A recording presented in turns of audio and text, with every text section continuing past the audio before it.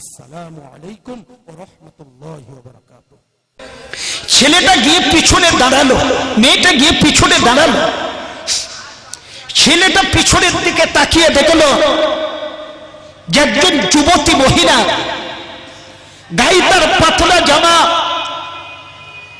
তার উপরে পড়েছে পানি, ঠক ঠক করে কাঁপছে, তাকাতে পারছে না, মাথাটা নিচু করে দিয়েছেন।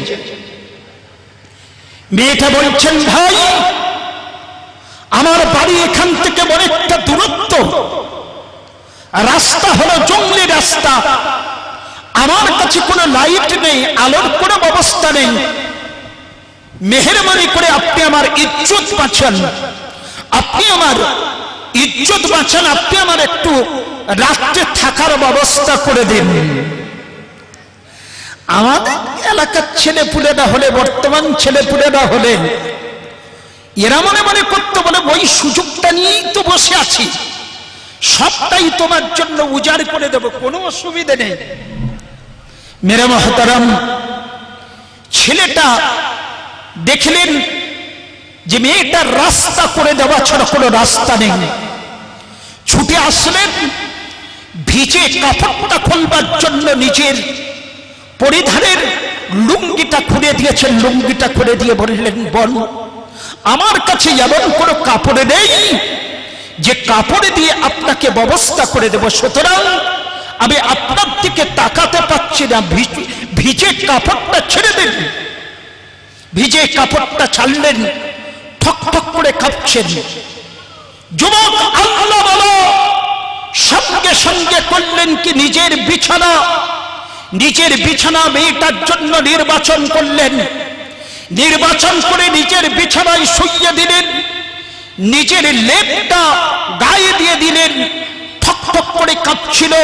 এই কাঁপন্ত মেয়েটা, শীত শীত করা মেয়েটা আপনার করেছেন কি, গরম অনুভব করে ঘুমিয়ে পড়েছেন।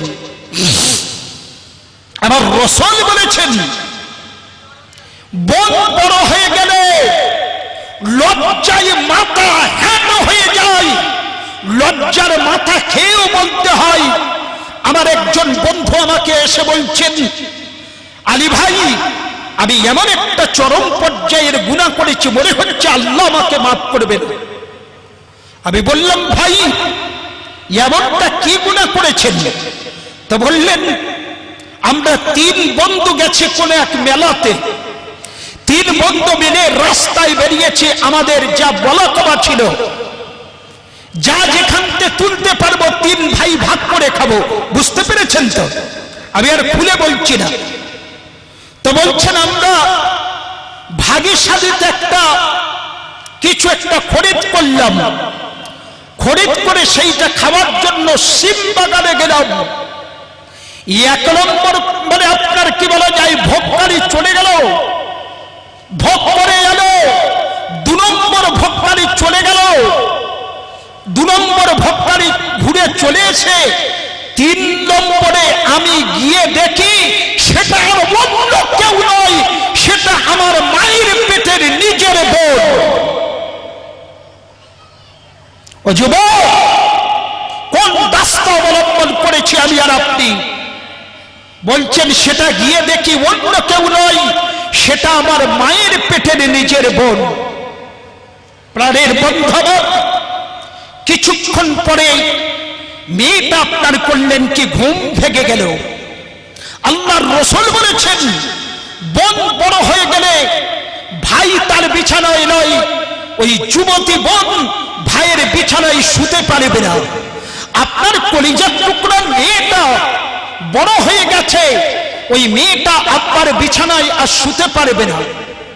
মায়ের 10 মাস 10 দিন পেটে ধরা বাচ্চাটা যুবক হয়ে গেছে। আমার রাসূল বলেছেন, কোরআন বলেছে, মায়ের বিছানায় তোমার যুবক ছেলেটা থাকতে পারবে না। শালী যুবতী হয়ে গেছে, বোনাইয়ের সঙ্গে মেলা তো দূরের কথা, জলসাতে আসতে পারবে না। যদি আপনি নিয়ে যান আপত্তি কিচ্ছু নেই, কিন্তু আমার রাসূল বা আমার কোরআন পারমিশন দেয় নেই। এটা উইদাউট পারমিশনে আপনাকে নিয়ে যেতে হবে। ছেলেটা কিছুক্ষণ পরে আপনার করেছেন কি, মেয়েটার ঘুম ভেঙে গেল। আল্লাহর রাসূল বলেছেন যেখানে একটা পুরুষ আর একটা নারী থাকে সেইখানে 3 নম্বরে তার শত্রু দাঁড়িয়ে যায়, শয়তান গিয়ে ওখানে দাঁড়িয়ে যায়। প্রাণের বন্ধু বললেন কিছুক্ষণ পরে দেখলাম মেয়েটার চাউনি আমাকে আকৃষ্ট করতে চাচ্ছে, আমাকে আকৃষ্ট করতে চাই। তার চোখের ভাষা, তার শারীরিক ভঙ্গিমা, তার চোখের চাউনি, আমি একটা যুবক, সে আমাকে আলিঙ্গন করতে চাই, সে আমাকে তাকাজা করছে, শারীরিক তাকাজা চাহিদা আমার দিকে করছে। প্রাণের বন্ধু আমার আপনার বাড়ি ঘরের যুবক, আমরা তো সুযোগের অপেক্ষায় থাকি। এই যুবক ছেলেটা করল কি, ফস করে আপনার দেশলাইয়ের কাঠিটা বলল, মোমবাতিটা জ্বালালো। মোমবাতিটা জ্বালিয়ে মেয়েটা বলছেন তখন আমি আটকে বললাম এরা কি মোমবাতি জ্বালালো।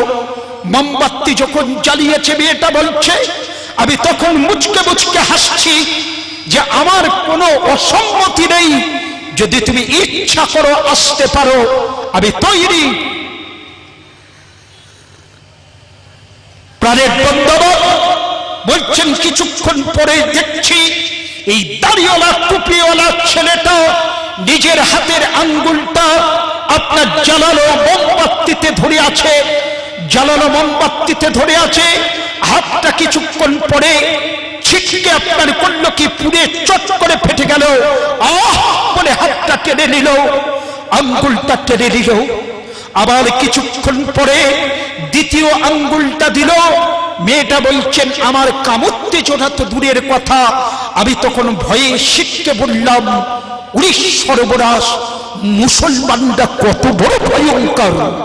প্রাণের বন্ধুগণ হাতের 10টা আঙ্গুল এমন করে পোড়াতে শুরু করলেন। মেয়েটা বললেন, আমি তখন ভয়ে আটকে বললাম ওদিকে আপনার মসজিদের মিনার চুড়ে আজান আসছে, আসসালাতু খায়রুম মিনান নাওম। ও যুবক, তোমার ঘুম থেকে নামাজ উত্তম, তোমার প্রজ্বলিত জাহান্নামের আগুন তুমি যেটা জ্বালিয়েছো, এসো, ফজরের আযান হয়ে গেছে, মসজিদে চলে এসো, নামাজ পড়ো। যুবকটি তখন বলছেন, বরাবর আমি একজন যুবক, আপনি একজন যুবতী, সুতরাং গোটা রাত 2 ভাই বোনে এই কুঠিরিতে কাটিয়ে দিলাম। এখন অন্ধকার থাকতে থাকতে আপনি আমাকে বাঁচান, এখান থেকে চলে যান, আপনি এখান থেকে চলে যান। তো বলছেন আমি চলে যাব, চলে যাবার জন্য তৈরি, তবে এখন অন্ধকার আছে, আমার গাটা ছমছম করছে, ভয় লাগছে। দাদা মেহেরবানি করে ওই সর্দার পাড়াতে আমাদের বাড়ি একটুখানি আগিয়ে দেবেন। ছেলেটা দেখলো তার ইজ্জত যখন রক্ষা করেছি, বাড়ি পর্যন্ত পৌঁছে দেওয়া প্রচন্ড হাইনার চাপ, দানোর চাপ, ভাইরাসের চাপ, ইজ্জত রক্ষা করা অত্যন্ত ভয়ঙ্কর। সুতরাং এক কাজ করি, বাড়িতে পৌঁছে দিয়ে আসি। প্রধান সাহেব সারা রাত মেয়েটা খুঁজে পেল না।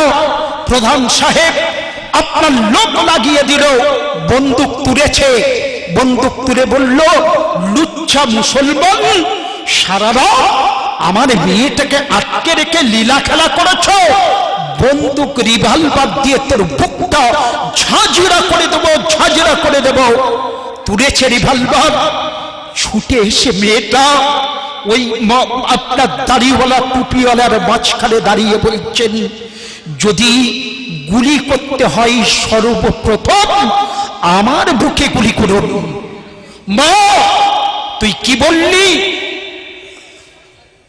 বলছে হ্যাঁ, সর্বপ্রথম আমার বুকে গুলি করুন। বলে ছেলেটার হাতটা ধরে উঁচু করলেন, হাতটা ধরে উঁচু করে বললেন, দেখুন এর হাতটা দেখুন। হাতটা দেখে প্রধান সাহেব আটকে বলল, সে কি একটা জীবন্ত মানুষের 10টা আঙ্গুল এইরকম পুরে ঝুলসালো, বন্দুকটা নিচে হলো। মেয়েকে জিজ্ঞাসা করলো, মা বৃত্তান্তটা কি একটুখানি খুলে বলবি? বললেন, মা অন্য কোনো কারণ নয়। আব্বা, আমি আশ্রয়হীন হয়ে পড়েছিলাম। আমি এই ভাইয়ের কাছে গিয়ে আশ্রয় নিলাম। গোটা রাত পরনের লুঙ্গি খুলে আমাকে রেখেছেন। সে শীতে থেকে তার লেপের মধ্যে তার উষ্ণ জায়গাটা আমার জন্য ছেড়ে দিয়েছেন। আব্বা, দাঁতের বন্ধ করে এই মুসলমান যুবকটার কোনো অপরাধ ছিল না। আমি কামোত্তেজিত হয়ে পড়লাম, কিছু মনে নেবেন না। আমি ওকে আহ্বান করলাম, আমি তৈরি আছি, তুমি আসতে পারো। আব্বাজান, আমি দেখলাম এই যুবকটা দেশলাইয়ের কাঠি মেরে আপনার মানে করলেন কি, দেশলাইয়ের কাঠিতে হাতগুলো আপনার মোমবাতিতে ধরে আর পড়াই পরিশেষে বলছে, এই হাত শুনে রেখে দে, জেনে রেখে দে, যদি এই দুনিয়ার আগুন তুই বরদাস্ত না করতে পারিস, বল এই আগুনের থেকে 70 গুণ বেশি আপনার প্রখর হবে, তেজ হবে জাহান্নামের আগুন। যদি দুনিয়ার আগুন না বরদাস্ত করতে পারিস, তাহলে আখিরাতের আগুন বরদাস্ত করবি কি করে? প্রধান সাহেব ছুটে গেল, বিবিকে ডাকলেন। বিবিকে ডেকে এনে বলছেন, এতদিন পাত্র খুঁজছিলাম, আজকের বিবি সাহেবা, আমি আমার মনের মতো পাত্র পেয়ে গেছি। মুসলমানের কাছে এসে হাত জোড় করে বললেন, বাবা, তুমি আমার মেয়েটাকে বিবাহ করবে, আমার একটা মাত্র মেয়ে, আমার মেয়েটাকে বিবাহ করবে। যদি তুমি বিবাহ করতে পারো, আমি মরে শান্তি পাবো। একটা জোরে বলুন সুবহানাল্লাহ, নারে তাকবীর। মুসলমান, আমার রাসূল বলেছেন, লিউতাম্মিমা মাকারিমাল আখলাক, আমি উত্তম চরিত্রে যে কবর হয়ে গেছে, আল্লাহ আমাকে পরিপূরক করে পৃথিবীতে পাঠিয়েছেন, সেই নবীর উম্মত। দাড়িওয়ালা চাচা, হেঁচা দাড়ি, 1.5 হাত দাড়ি, কি মাল খেয়েছে রে বাবা, পুরো রাস্তা ওর বাবা গেলে খালি বলছে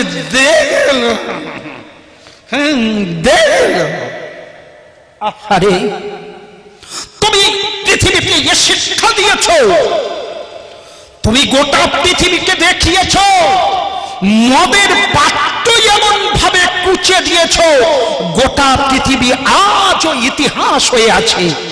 সদার্থবান, গোটা পৃথিবী আপনার থেকে শিক্ষা নিয়েছে। কোরআন এসেছে মানুষকে অন্ধকার থেকে আলোর রাস্তা দেখাতে। নবী এসেছেন উত্তম চরিত্র শেখাতে। আর আজকের আমার আপনার চরিত্র এমন হলো কেন? কারণটা কি?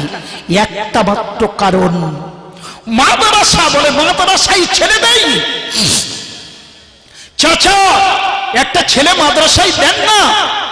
দূর মশাই, খেয়ে দিয়ে কাজ দিয়ে একটা মানে ছেলে বাড়ালো, মাদ্রাসায় পাঠানোর একটা ভিক্ষের থলি বাড়ালো, সমান। ফকির তৈরি করা ফকির, চাঁদা তোলায় চাঁদা। ভাই, এখন আপনাদের এখানে কোন পার্টি ক্ষমতায় আছে? কোন পার্টি ক্ষমতায় আছে? যেই হোক, এখন বর্তমান টিএমসির রাজ চলছে। আমি আপনাদেরকে জিজ্ঞাসা করি, 34 বছর ক্ষমতার মসনদে বসেছিলেন, জিজ্ঞাসা করি, এ সিপিএমরা চাঁদা তুলতো না? এই চাঁদা তুলতো? তাহলে ভোটে আপত্তি নেই। টিএমসি চাঁদা তুলে আপত্তি নেই, কেলাওয়ালারা চাঁদা তুলে আপত্তি নেই, পূজাওয়ালারা চাঁদা তুলে আপত্তি নেই। ওই কোনদিন তো বলেনি ক্লাবের সদস্য আমি করতে দেব না, আমার ছেলেটা চাঁদা তুলে গিয়ে ওখানে দেব না। তো মুসলমান বলেছেন। আবার বন্ধুগণ, চাঁদা তুলে মাদ্রাসায় চাঁদা, বুখারী শরীফ, যে বুখারী পড়ান, বুখারী আপনাদের মাদ্রাসায় আছে। আল্লাহর রাসূল সাল্লাল্লাহু আলাইহি ওয়াসাল্লামের এই সহিহ হাদিসের যে সংকলন বুখারী কিতাবের মধ্যে লেখা হয়েছে, যদি কোনো জাহাজ বা স্টিমারে একটা বুখারী শরীফ রাখা থাকে, ফাজাইলে বুখারীর মধ্যে লেখা হয়েছে, যদি বুখারী শরীফ লেখা থাকে, আল্লাহ পাক ওই বুখারী শরীফের বাদৌলতে, ইজ্জতে, বরকতে ওই জাহাজ বা স্টিমারকে নৌকা ডুবি, জাহাজ ডুবি থেকে, পানিতে ডুবিয়ে মারার থেকে আল্লাহ বাঁচিয়ে দেন। জোরে বলুন।